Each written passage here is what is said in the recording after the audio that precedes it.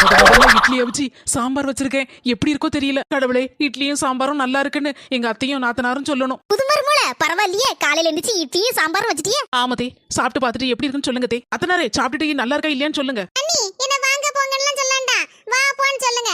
அப்பதான் நமக்குள்ள ஒரு ஃப்ரெண்ட்ஷிப் உருவாகும். அதுவும் இல்லாம நாத்தனார்னு சொல்லண்டா, நாத்துன்னு சொன்னாதான் அல்டிமேட்டா இருக்கு. ஏம்மா, இட்லியை பார்க்க அப்படியே குண்டு குண்டு குலாப் ஜாம் மாதிரி இருக்குமா?